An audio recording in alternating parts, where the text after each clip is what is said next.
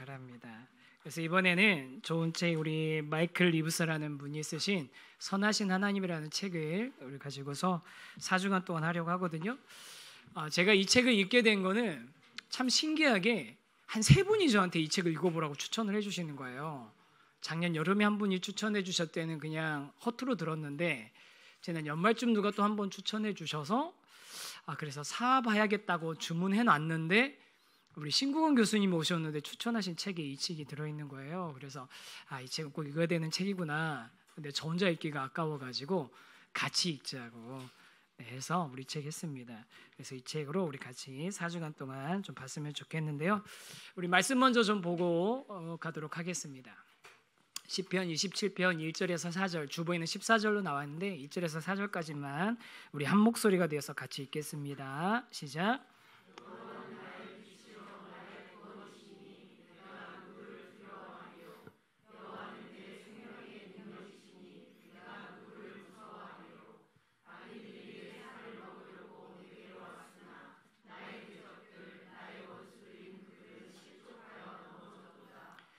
군대가 나를 대적하여 진칠지라도 내 마음이 두렵지 아니하며 전쟁이 일어나 나를 치려 할지라도 나는 여전히 태어나리로다.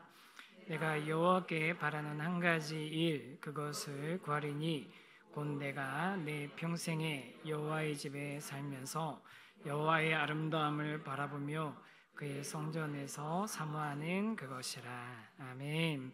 그래서 이 책은 언제 마이클 리브스의 선하신 하나님이라는 이 책은요, 성부, 성자, 성령 삼위 하나님, 삼위일체로 존재하신 하나님만이 정말 선하신 하나님이실 수 있다라는 것을, 또 그 하나님이 정말로 진정한 사랑의 하나님이라는 것을 이제 기본으로 그 하나님에 대해서 우리가 어떻게 이해를 해야 될 것인가, 그리고 오랫동안 우리가 그냥 이 부분을 한쪽 귀퉁이에다가 몰아놓고서 제대로 이해하려고 하지 않았는데 그 부분을 좀 자세하게 설명해 주는 책이어서 저에게도 참 유익이 됐었던 시간인 것 같습니다. 그래서 이 책을 같이 나누려고자 하였는데요. 화면 한번 이제 들어가면서 화면 하나 한 번만 보여줘 보시겠어요? 그 다음 화면 한번 보여주시겠어요? 예, 한 번만 더 한번 클릭해 보실래요? 뭐가 왜 하나가 안 나오지? 저 옆에 여러분이 투시력을 발휘하셔야 될 것 같아요. 저 하얀 쪽에 뭐라고 써 있냐면 뭐라고 써 있을 것 같으세요? 투시력을 발휘해. 저 하얀색 쪽에 뭐라고 써 있냐면 하나님은 사랑이시다. 하나님은 사랑이시다. 그거 누가 아셨어요? 어떻게 아셨어요? 투시력이 진짜로 있으시나 봐요. 한쪽이 하얀 쪽은 하나님은 사랑이시다고, 까만 쪽은 하나님은 삼위일체시다라는 이제 두 가지 진술이 있는데, 여러분 어떤 게 더 친근하십니까? 하나님은 안 보여야지 이게 친근하게 느껴지는데 안 보이는데 어떡하지? 하나님은 사랑이시다. 하나님은 삼위일체시다. 어떤 게 더 친근하게 느껴지세요? 당연히 하나님은 사랑이시다라는 거죠. 그래서 우리가 그 하나님은 사랑이시다라는 표현은 굉장히 친근하고 우리가 잘 아는 개념처럼 생각하지만 반대로 하나님이 삼위일체시다 그러면 삼위일체 그러면 벌써 다 긴장이 되죠. 머리 아프고 이건 설명 안 되고 이해도 안 되고 신비한 거. 제가 이렇게 말하는 건 뭐냐면 제가 여태까지 계속 그렇게 가르쳐 왔거든요. 신비하고 이해도 안 되고 이거 믿어야 되는 거지 어떻게 그걸 설명하겠어, 이런 식으로밖에 얘기하지 않았던 그런 것인데, 이렇게 우리가 하나님에 대해서 더 깊이 알고 정확히 아는 것을 거부하고 선을 그어놓고 있다 보니까 그 하나님의 풍성함을 우리가 누리지 못하는 게 있다는 거예요. 우리가 그래서 하나님을 더 즐거워하고 또 삼위일체로 계신 하나님의 사역이 얼마나 아름다운지를 이번에 이제 4주 동안에 살펴보면서 우리가 한 걸음씩 나가려고 하는데, 우리가 신앙생활의 진짜 궁극적인 목표가 뭐예요? 한번 생각해 보세요. 우리가 신앙생활하고 제자훈련하는 그런 것들이 우리가 삶의 어떤 양상을 바꾸기 위해서 우리가 이런 훈련을 하고 신앙생활 열심히 하는 겁니까? 배우는 겁니까? 진짜 궁극의 최종의 목표가 뭐라고 생각하세요? 우리 궁극의 최종의 목표는 하나님을 알고 그분을 즐거워하고 그분을 예배하는 게 우리 궁극의 목표거든요. 실제로는 그렇기 때문에 이 하나님 삼위일체 하나님에 대해서 알아가는 게 저희는 좀 유익이 되었으면 좋겠고, 또 이 삼위 하나님을 우리가 제대로 알게 되는 이런 과정들이 우리가 선을 그어놓고 넘어가지 않으려고 했던 그것을 우리가 넘어가고 말씀 안에서 찾아가는 과정들이 우리 신앙생활에 있어서 정말 우리 삶에 많은 것들을 좀 바꿀 수 있는 계기가 되었으면 좋겠습니다. 아까 그림에서 우리 삼위일체 이제 말씀드렸는데, 삼위일체 하면 우리가 대부분 어떻게 받아들이냐면요, 그 다음 화면 보여주시겠어요? 좀 터무니없고 생경한 교리라고 생각하는 거예요. 그래서 삼위일체 하면은 뭘 어떻게 설명하냐면, 이제 계란이 안에 노른자가 있고 흰자가 있고 껍데기가 있는 것처럼 하나의 계란이지만 세 부분으로 돼 있다, 이렇게 설명도 하고, 클로바가 세 클로바가 있는데 이 클로바가 다 묻혀지면은 하나의 클로바인 것처럼 이렇게 한 이파리가 성부, 성자, 성령이라고 얘기하기도 하고, 그 다음 그림이 잘 보이세요? 몸은 하나인데 머리는 세 개인 거인을 표현한 건데, 몸은 한 몸인데 머리는 세 개인, 그래서 성부, 성자, 성령인데 한 몸인 그런 어떤 존재인 것 같다라고 뭐 이렇게 설명하기도 합니다. 그 외에도 뭐 다양하게 많이 있죠. 근데 이런 식으로 설명하다 보니까 하나님에 대해서 이런 식으로 삼일체 설명하다 보면 뭔가 이해는 되는 것처럼 느껴지긴 하는데, 한번 잘 생각해 보세요. 하나님이 계란이라고? 하나님이 클로바야? 하나님이 머리 셋 달린 괴물이야? 괴물이랄까 좀 이상하네. 거인이야? 우스꽝스럽고 좀 생경하고 생뚱맞고, 이런 하나님을 우리가 정말 경외할 수 있을까? 또 이런 하나님이 우리의 삶을 변화시킬 수 있는 진짜 그런 분 맞나? 그런 하나님을 아는 지식이 우리의 삶의 변화를 일으킬 수 있나? 우리가 좀 의문이 생기는 거죠. 또 하나 이렇게 삼위일체에 대해서 설명하는 데 우리가 있어서 좀 이렇게 거부감이 드는 방식 중에 하나는 뭐냐면, 뭐는 뭐가 아니다, 뭐는 뭐가 아니다라고 이렇게 부정하면서 진리가 아닌 것들을 깨트리는 그런 방식으로 삼위일체를 설명하기도 했어요. 어떻게? 예를 들면 이런 거죠. 성부는 성자가 아니다, 성자는 성령이 아니다, 성령은 성부가 아니다, 하나님은 세 분이 시다? 세 분이 시다 그러면 큰일 나는데, 하나님은 세 분이 아니다, 이런 식으로 뭐는 뭐가 아니다, 뭐는 뭐가 아니다라고 계속 이렇게 진리가 아닌 것들을 깨부시는 방식으로 설명도 해왔거든요. 그런데 그렇게 하면 이게 유익은 있습니다. 무슨 유익이 있냐면, 거짓을 밝혀낼 수 있는 방법은 돼요. 잘못 설명하는 것들을 밝혀내는 방법은 되는데, 그렇다고 해서 뭐는 뭐가 아니다, 그래서 진짜는 뭔데, 뭐가 참인데라고 했을 때 그건 설명하지 않는 거잖아요. 그러니까 약간 이 설명은, 이런 식의 삼위일체에 대한 설명은 공허함들이 남게 되죠. 또 하나 이제 제가 많이 쓰는 방식이 뭐냐면, 삼위일체는 신비입니다. 우리가 다 이해할 수 없는 그런 알 수 없는 그런 비밀입니다라고 이렇게 얘기하는데, 경외함을 일으킬 수는 있지만, 그렇다고 해서 그러면 그렇게 설명하는 게 하나님을 풍성히 알아갈 수 있는 그런 방법이 될까요? 그것도 또 부족한 거예요. 이해되시죠? 제가 세 가지 잘못된 하나님에 대한 접근 방법, 삼위일체에 대한 접근 방법을 설명하고 있는 겁니다. 그래서 이렇게 여태까지 우리가 이 삼위일체라는 교리를 좀 잘못된 방향으로 설명하다 보니까 삼위일체를 늘 그냥 삼위일체 성부, 성자, 성령 하나님에 대해서 좀 거리감을 느끼는, 또 삼위일체를 설명하고 이해하는 데 있어서 우리가 적극적이지 않고 소극적인 그런 자세들을 취해왔다는 거죠. 그런데 삼위일체 하나님을 알아간다는 것은요, 영원하고 인격적인 하나님, 무한히 아름다워서 흥미롭고 매혹적인 하나님을 알아가는 것이고, 삼위일체 하나님은 우리가 알 수 있고 또 영원히 알아가야 될 하나님이라는 것을 우리가 전제로 오늘 모든 이 책의 이야기들을 시작해 가보려고 합니다. 근데 또 이제 이렇게 삼위일체 하나님이라는 거에 대해서 이의를 제기하는 분들이 또 어떤 이의 제기를 하냐면요, 제일 큰 이의 제기가 뭐냐면, 여러분 성경에는 삼위일체라는 단어가 나옵니까? 안 나옵니까? 안 나오죠. 성경에는 삼위일체라는 단어가 직접적으로 나오지 않아요. 그러니까 사람들이 뭐라고 얘기해? 삼위일체. 그런데 삼위일체는 그거 비 오는 날 할 일 없는 신학자들이 앉아갖고 머릿속으로 생각해낸 개념 아니야?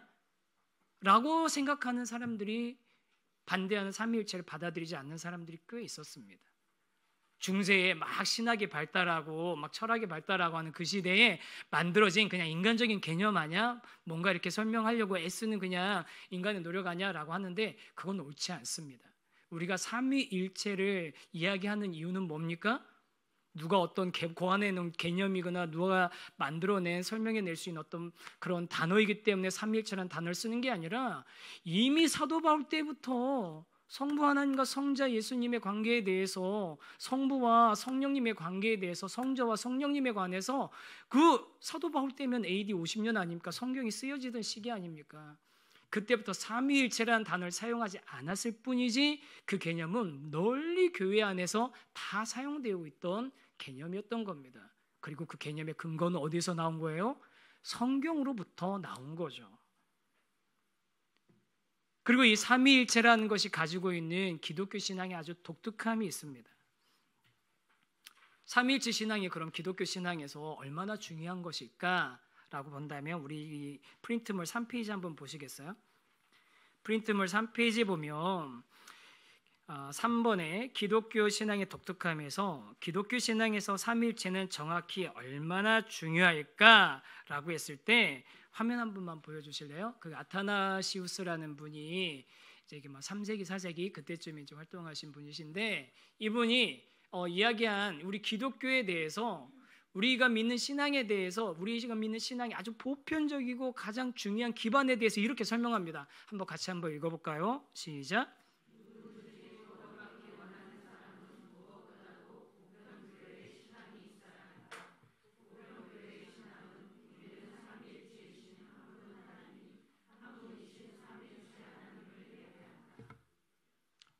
무슨 말인지 이해되겠죠?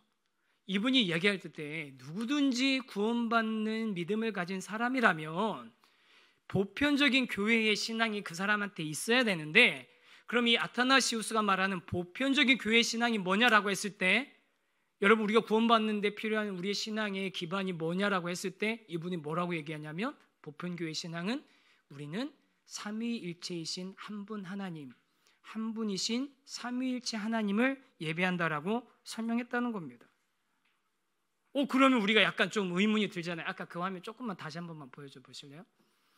우리가 구원받는 데 필요한 보편 우리의 바탕이 되는 보편 신앙이 삼위일체 하나님이라고?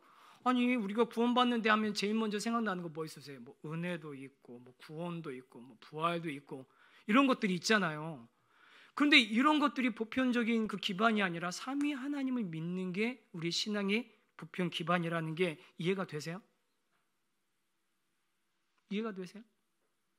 아니 삼위일체 하나님을 믿는 거다고 예수님의 구속 아니면 은혜, 부활 이런 것들이 더 중요하게 느껴지지 않으세요? 뭐 반응이 없으세요 오늘 저녁에는? 예, 오늘 조금 이상하네. 반응이 없으시. 제가 좀 처음부터 너무 달려서 그러신가요? 네, 조금 천천히. 그런데 한번 생각해 보세요.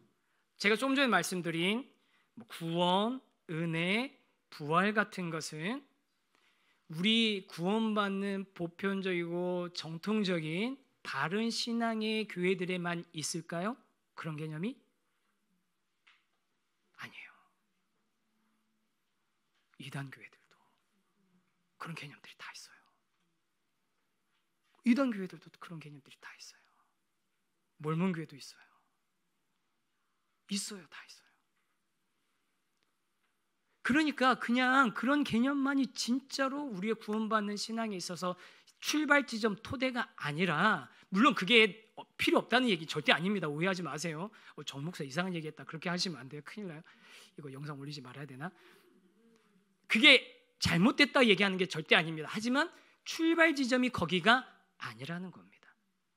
진짜 보편적인 우리의 신앙의 토대의 출발 지점은 어디냐면 성부, 성자, 성령 삼위일체 하나님 한 분 하나님 그 하나님을 예배하는 것이 그 하나님께서 하신 일들을 우리가 믿고 그분을 찬양하고 예배하고 그분이 완성하신 일들을 우리가 그 안에 우리가 포함되어 있다는 이 모든 것들이 포함되어 있다는 것을 고백하는 것이 모든 신앙의 토대가 된다는 거예요. 그만큼 삼위일체 신앙이 중요하다는 겁니다. 그러면 이제 제가 막 이런 얘기하다 보면 이제 딱 이 책에 그 표현이 나와요. 여기 중에서 그냥 하나님이라고 부르면 안 돼요? 그냥 하나님이라고 부르면 안 돼요? 라고 하시는 분들이 있을 수 있죠. 여러분이 말하는 그 하나님은 어떤 하나님이세요? 여러분 그냥 하나님이라고 부르고 싶으신 그 하나님은 도대체 어떤 하나님이세요? 여러분이 마음속에다가 만들어 놓고 조각해 놓고 그려 놓은 하나님은 어떤 하나님이시냐고요. 그리고 그 하나님은요, 놀랍게도 수도 없이 많은 모양을 가지고 계실걸요. 수도 없이 많은 그런 모습으로 그려지고 있을걸요. 그래서 성경을 기반으로 한 성부, 성자, 성령 삼위 하나님을 우리가 제대로 아는 지식이 필요하다는 겁니다. 그렇지 않아요. 역사적으로도 성경 안에서도 하나님의 후보들은 엄청나게 많았어요. 전능해 보이고 뭔가 능력이 있어 보이고 뭔가 초월적인 존재처럼 보이고 뭔가 사람들에게 영향을 미칠 수 있는 그런 존재들은 하나님의 후보들은 너무나 많았거든요. 사람들은 제각각 자신의 경험과 자신의 생각 안에서 그럼 하나님의 후보들의 모습을 가지고서 삼위일체 하나님하고 두 개를 어떻게든 매치시켜 보려고 애를 쓰는 거예요. 내가 생각한 하나님의 개념 안에 삼위일체 하나님의 개념을 때려 집어넣으려고 우겨 넣으려고 이 책에서는 그렇게 표현하거든요. 우겨 넣으려고 하고 있거든요. 그래서 우리가 가지고 있는 그 하나님에 대한 생각들을 좀 내려놓고 성경에서 말하고 있는 하나님을 우리가 차근차근 알아가고 찾아가 보자는 거죠. 예를 들면 우리가 성경에서는 우리 하나님을 하나님이라고 부르잖아요. 그런데 꾸란에서는 뭐라고 부르죠? 그 절대자를? 알라라고 부르죠. 그럼 제가 물어볼게요. 성경의 하나님과 꾸란의 알라는 같은 분일 수 있을까요? 없을까요?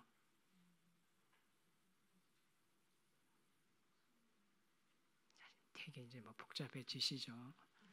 이거를 같다라고 해야 돼 말아야 돼.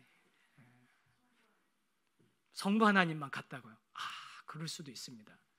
우리 굉장히 날카롭게 지적했죠. 왜냐하면 꾸란에서 뭐라고 얘기하냐면요, 삼위일체를 거부하라고 꾸란을 설명하면서 하나님 오직 알라는 오직 한 분이라고 한 존재밖에 없다고 다른 존재는 전혀 존재하지 않는다는 거예요. 그래서 꾸란의 개념에서 예수는 그냥 선지자인 거예요. 그렇다면 다시 한번 그럼 설명해 볼까요?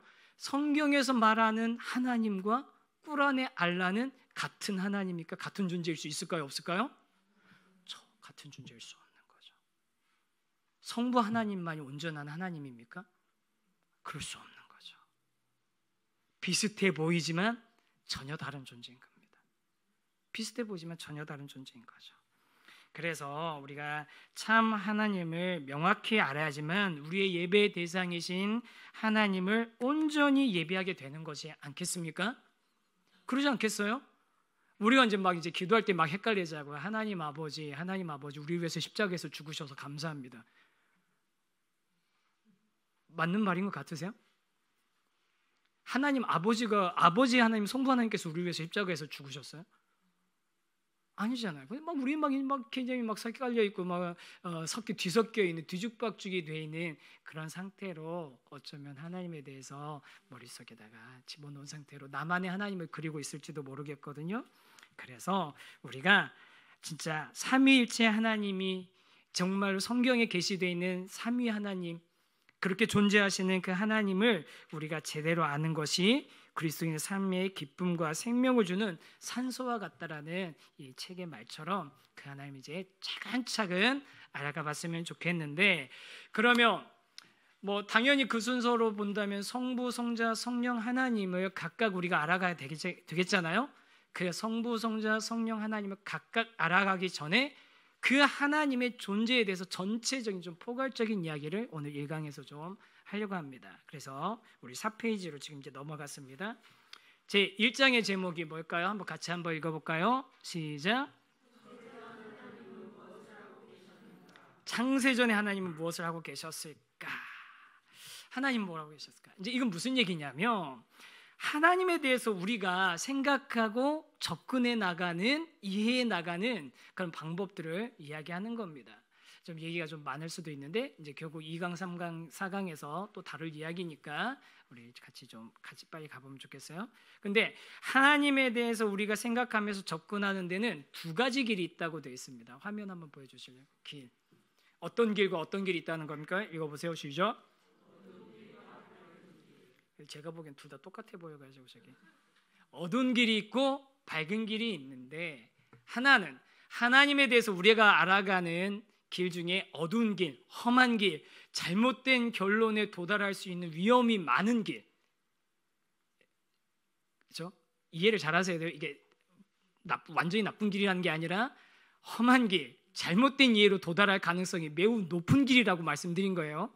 이 개념을 잘 이해하시면서 여기서 이제 이렇게 어두운 길로 가는 건 뭐냐면요, 하나님을 어떻게 이해하는 거냐면 어두운 길 1장의 1번의 작은 1번 한번 같이 한번 읽어주시겠어요? 프린트물에 같이 시작.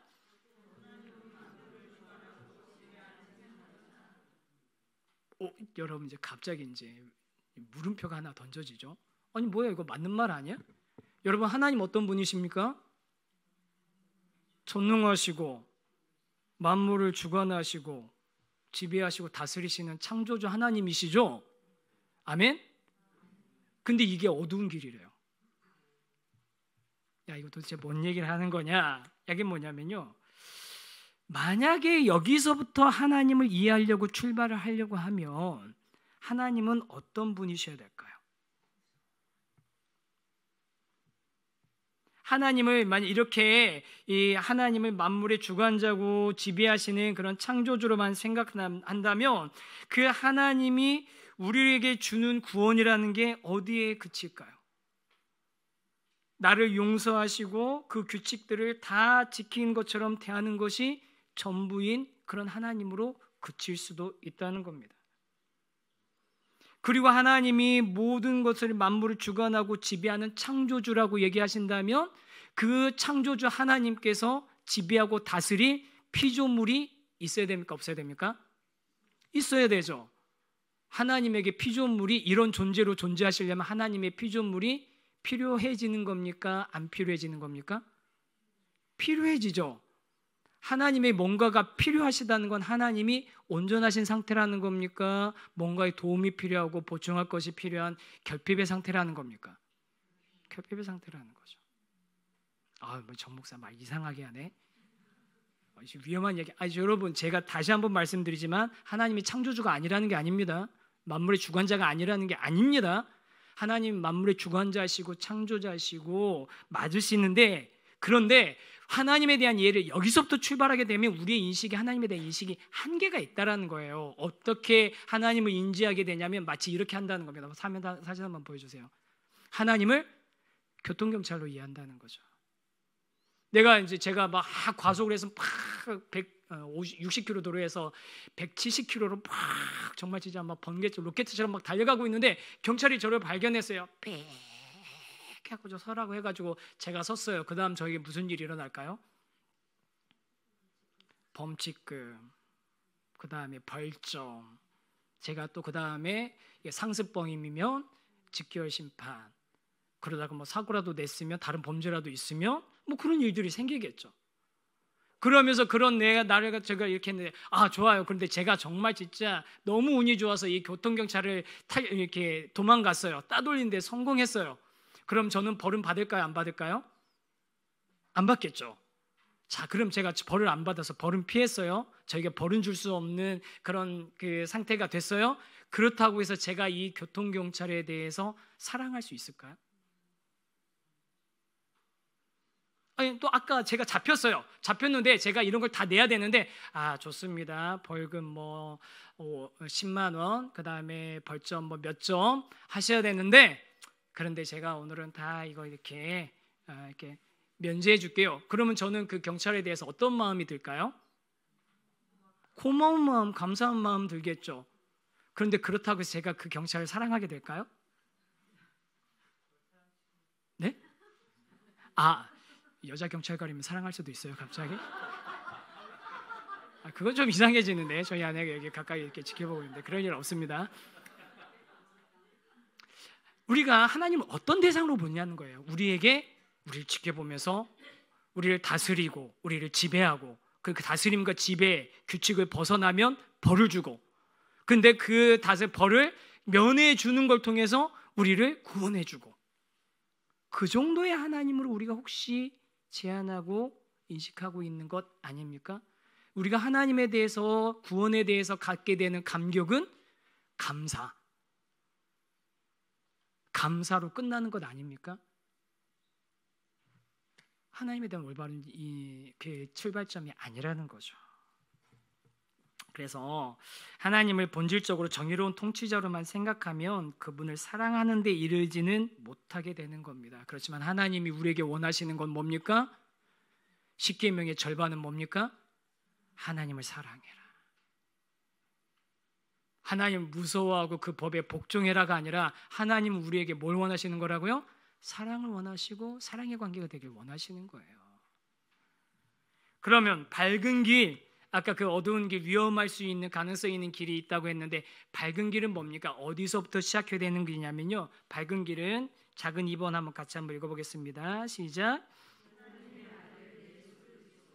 하나님의 아들 예수 그리스도로부터 시작하는 것이 밝은 길입니다. 우리가 잘 아는 말씀입니다. 요한복음 14장 6절 말씀 같이 한번 읽어볼까요? 시작.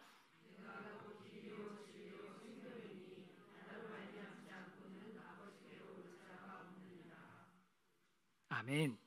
창조자, 통치자가 아닌 예수님은 하나님을 누구라고 말씀하십니까? 아버지라고 하십니다. 예수님이 하나님의 아들이시라는 말은 그분에게 아버지가 있다라는 거잖아요. 예수님에게 아버지가 있다는 거죠.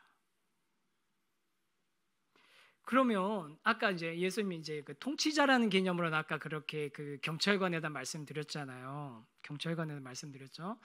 그럼 창조자라는 개념으로 한번, 창조자이신 하나님도 맞는 말씀이에요. 굉장히 중요한 신앙 고백이에요. 너무 중요한 신앙 고백이지만 거기에서부터만 출발하면 어떤 오류가 생기냐면, 여러분, 하나님이 세상을 창조하시기 전에는 뭘 하고 계셨을까요?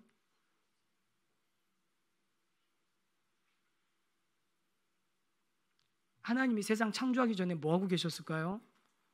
지금 이제 뭐라고요? 주무시고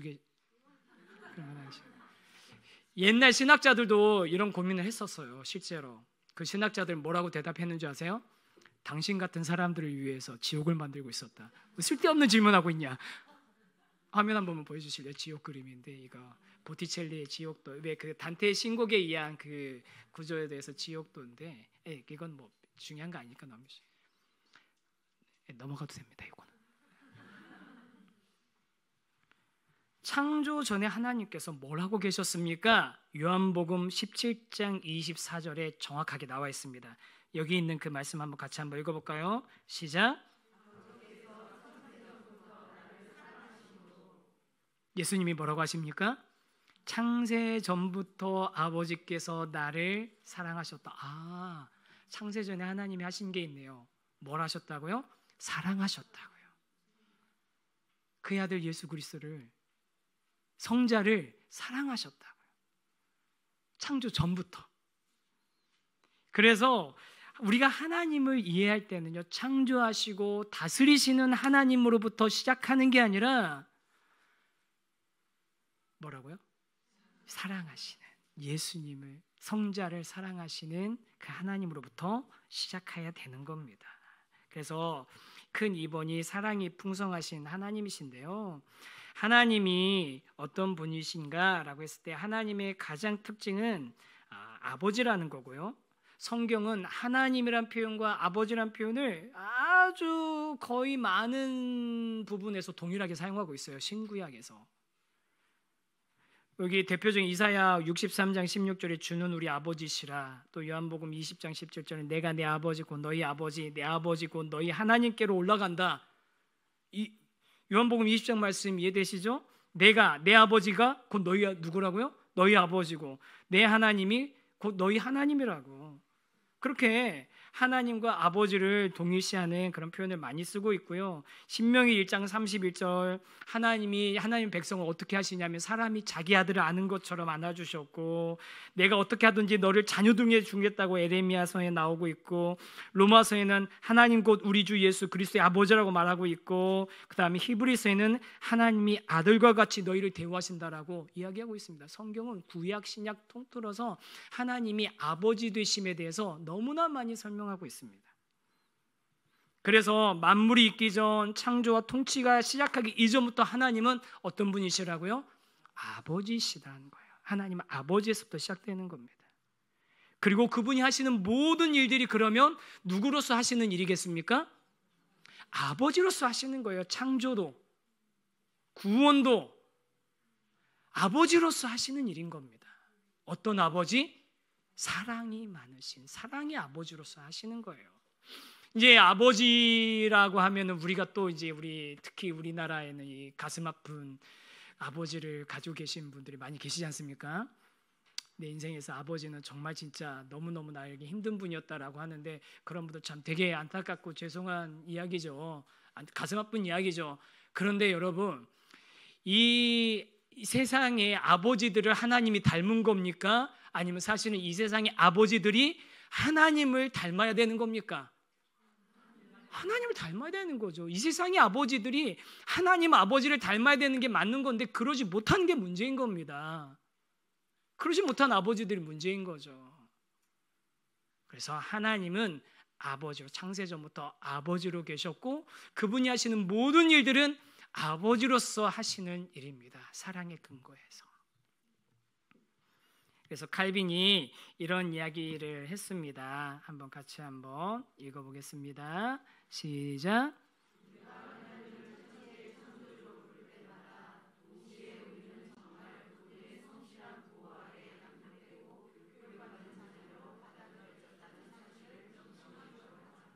칼빈 얘기합니다.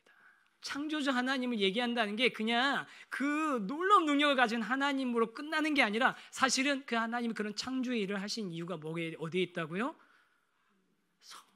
우리를 정말 자녀로 받아들이고 성실하고 또 무한한 자애로 아름답고 그런 놀라운 그 넓은 그 무한한 그 사랑으로 우리를 품어주시는, 우리를 위해서 일하시는 그 하나님 아버지시라는 것을 우리가 받아들여야 되는 겁니다. 하나님은 처음부터 마지막까지 아버지신 겁니다. 아버지로서 창조하시고 아버지로서 다스리시는 거죠. 그래서 하나님의 아버지시라는 것은요, 요한일서 4장 9절의 말씀, 하나님의 사랑이 우리에게 이렇게 나타난 바 되었으니 하나님이 자기의 독생자를 세상에 보내심은, 하나님께서 아버지로서 하신 가장 큰 일 중에 하나는 뭡니까? 독생자 예수님을 세상에 보내주신 겁니다. 그걸 통해서 우리가 생명을 얻게 되었습니다. 하나님의 자녀가 되었습니다. 그리고 그 모든 일들을 통해서 거듭해서 하나님이 우리에게 보여주신 것은 하나님의 사랑입니다.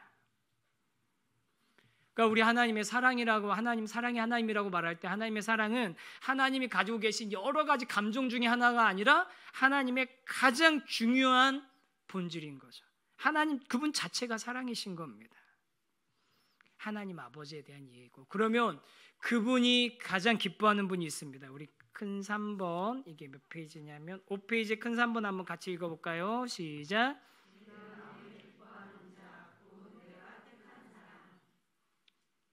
아버지이신 하나님께서, 그 사랑의 하나님께서 내 마음에 기뻐하는 자 곧 내가 택한 사람이라고 얘기하신 분이 있습니다. 사랑의 대상이 있으신 거예요. 그래서 이게 뭐냐면 작은 1번에 보면 사랑할 대상이 없다면 하나님은 사랑이실 수 없다. 사랑의 대상이 있다는 겁니다.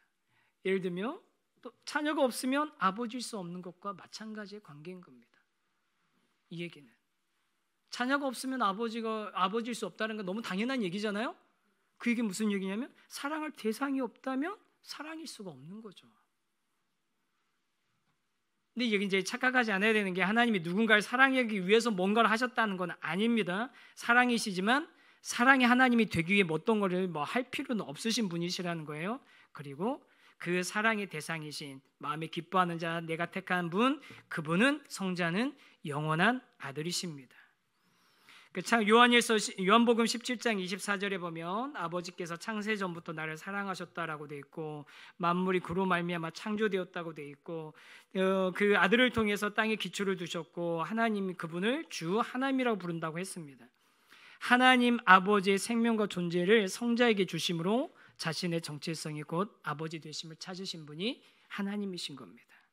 그래서 그레고리라는 우리 이제 뭐 교부라고 해야 되나요? 누구라 해야 되나? 이런 분이 이런 얘기를 했습니다. 같이 한번 읽어보겠습니다. 시작.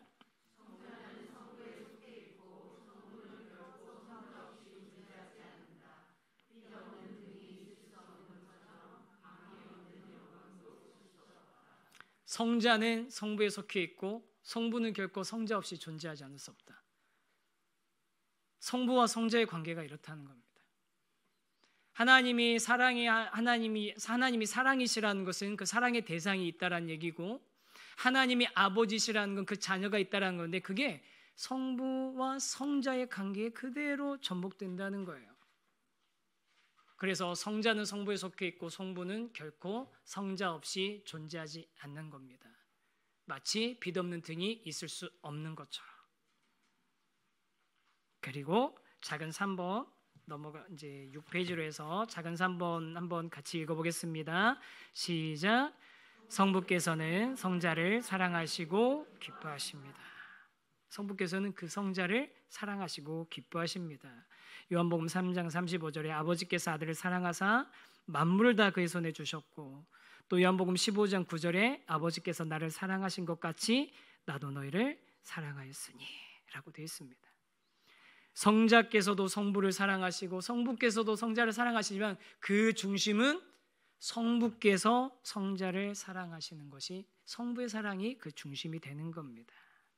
그럼 이제 성부 하나님, 그의 기뻐하는 자, 성자, 그 다음 성령님에 대해서 우리 4번에 봐야 되는데요. 4번은 사랑의 역입니다. 그러면 성부께서 성자를 사랑하시는데 어떻게 사랑하셨냐? 아주 특별한 방식으로 사랑하셨거든요. 화면 한 번만 보여주실래요? 이게 이제 세례식인데 예수 그리스도의 세례라는 안드레이 베로키오의 그 장면인데, 잘 보세요. 그림에 보세요. 예수님이 이제 밑에 있는 분이 예수님이겠죠? 옆에 있는 사람이 세례 요한이고, 그 위에 뭐가 있습니까? 비둘기가 있죠. 이제 성령을 상징하는 비둘기고, 그 위에 뭐가 있습니까? 손이 있어요. 손이 이렇게 있잖아요. 손이 있고, 성부께서 성령을 보내셔서 성자에게 성령을 보내시는 거예요. 그래서 예수님께서 이 세례받는 장면에 보면 성부께서 성령을 보내시면서 성자에 대해서 이가 내 기뻐하는, 내 사랑하는 아들이고 내 기뻐하는 자라고 말씀하시는 그 장면이 나오는 거거든요. 그래서 성부께 하나님께서는 성자를 향한 사랑과 그분 안에 있는 기쁨을 누구를 통해서? 성령님을 통해서 예수님의 위에 임하는 것으로 보여주셨던 겁니다. 그래서 이 성령을 주심으로 하나님의 사랑을 알게 하시는 거죠. 오늘날도 똑같습니다. 우리가 하나님의 사랑을 어떻게 알게 됐을까요? 우리가 하나님이 사랑이시라는 걸 어떻게 알고 어떻게 느끼고 어떻게 고백할 수 있게 됐을까요? 그 안에 이런 고백이 나오고 그런 작용이 일어나기 위해 우리 안에서 어떤 일이 일어났었을까요? 우리가 알 수도 있고 모를 수도 있고, 대부분의 사람들은 인지하지 못하고 모르는 상태로 지나갔을 수도 있거든요. 바람이 어디서 와서 어디로 가는지도 모르게 역사하시는 성령님께서 우리 마음속에서 역사하신 거죠. 그래서 하나님의 그 사랑을 깨달을 수 있게 된 것 아니겠습니까? 그리고 이렇게 성부께서는 성령을 주심으로 자신의 사랑을 알게 하셨고, 또 성부, 성자, 성령께서 서로 관계하시는 방식은 이때에만, 예수님 세례받을 때만 나타난 게 아니라 창조 때에도 나타났어요. 어떻게 나오냐면 창세기 1장 2절 말씀, 땅이 혼돈하고 공허하며 흑암이 깊음 위에 있고 하나님의 영은 수면 위에서 운행하시니라. 하나님의 영이 수면 위로 보냄받았지 않습니까? 강림했지 않습니까? 이렇게 성부께서 성자를 사랑하시고 성자에게 복과 권능을 주는 통로가 바로 성령님이셨던 겁니다. 그리고 성자를 그리스도 기름 부음 받은 자라고 부르는 것은 그분이 성령으로 한량없이 기름 부음 받으시는 분이시기 때문인 겁니다. 이 얘기 무슨 얘기입니까? 성령님을 그냥 우리가 많은 그런 표현이나 우리 어떤 그런 생각이나 이런 데서 성령님을 약간 비인격적인 신적인 능력으로 생각하는 경향들이 있는데 절대로 그렇지 않다는 겁니다.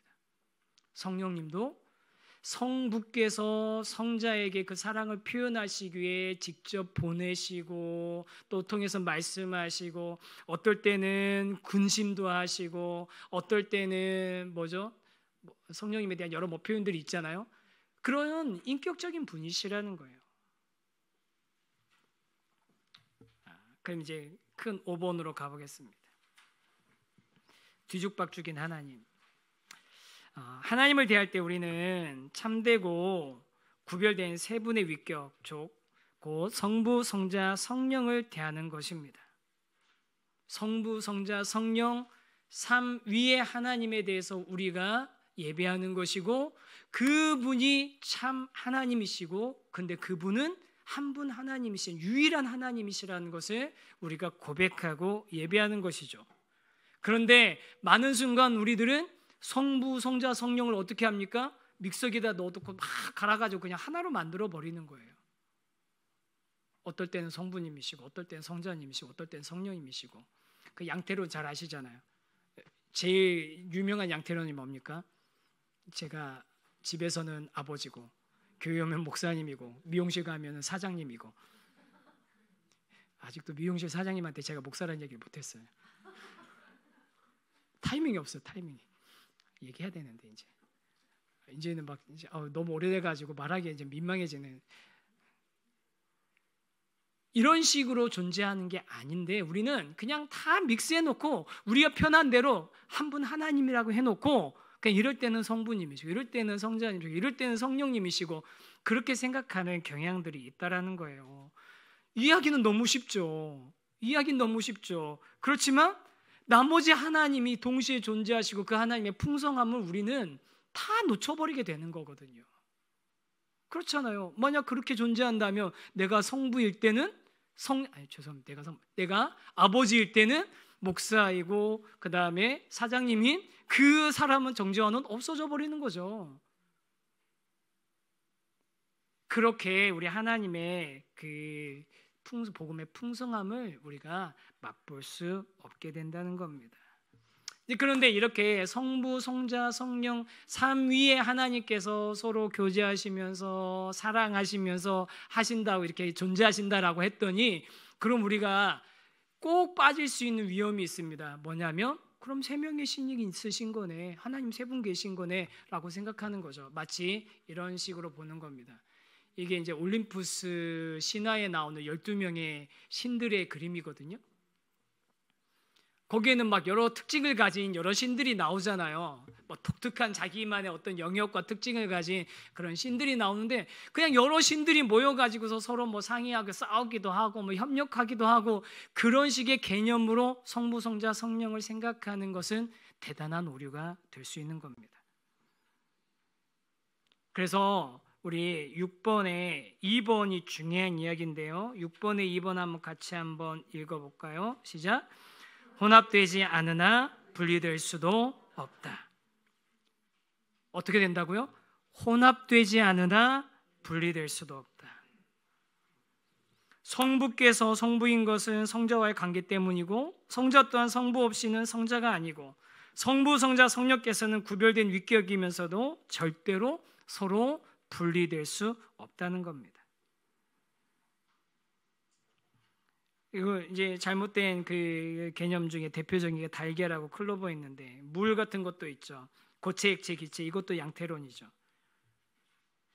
얼음 상태에 있다가 열 좀 더 받으면 액체가 되고 열 좀 더 받으면은 증기가 되는 기체 상태가 되는 그런 상태로 하나님이 존재하는 게 아닌 겁니다. 성부, 성자, 성령이 세입으로 나와 있는 그런 클로버가 아닌 겁니다. 그럼 성경에서는 이 성부, 성자, 성령 하나님을 어떻게 표현하고 있느냐라고 하면 이제 마지막 8페이지 쪽으로 넘어가 볼게요. 성경에 묘사 있는 거기에 보면 창세기 1장 26절 27절 말씀이 있거든요.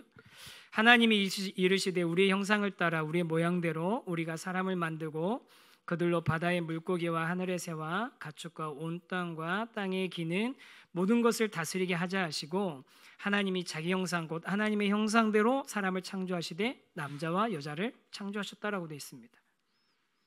이렇게 보면 삼위 하나님께서 우리라는 표현을 통해서 그 복수로서 존재하고 계시는, 복수의 위격으로 존재하고 계심이 드러나는 장면이기도 하고요. 그리고 또 여기 하나 독특한 표현이 있어요. 하나님께서 하나님의 형상 곧 하나님의 그 자기의 형상, 하나님의 형상대로 사람을 창조하시되 남자와 여자를 창조하셨는데, 남자와 여자를 창조하실 때 어떻게 창조하십니까? 남자의 갈비뼈를 빼가지고서 여자를 만드시면서 뭐라고 합니까? 이는 네 뼈 중에 뼈요 살 중에 살이라. 둘이 아니고 몇이라고 얘기합니까? 둘이 아니라 하나라고 얘기합니다. 독특하고 신비한 존재인 거죠. 이게 산수, 둘이 아니고 하나라는 게 산수를 의미하는 게 아니잖아요. 산수를 의미하는 게 아니에요. 우리는 자꾸 삼위일체 그러면 산수적인 개념을 생각하는데 산수의 개념이 아니라는 겁니다. 이 세 분 하나님의 독특하고 독보적인 존재의 방식을 얘기하는 거죠.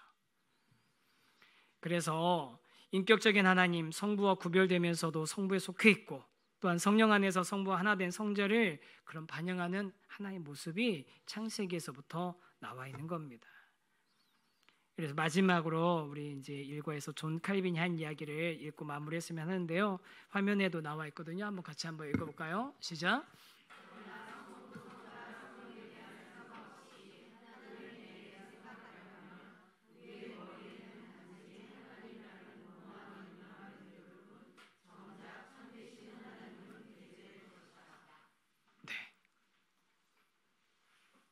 만약에 성부, 성자, 성령에 대한 생각 없이 하나님에 대해서 생각하려고 한다면 우리는 하나님이란 어떤 공허한 이름, 우리가 만들어 놓은 가상의 어떤 존재만을 생각하고 있을 뿐, 그리고 있을 뿐, 아니면 내 생각에 그 하나님을 집어넣으려고 하고 있을 뿐, 진짜로 성경에 계시되어 있는 참되신 하나님을 우리가 믿고 섬기는 것이 아닐 거라는 겁니다.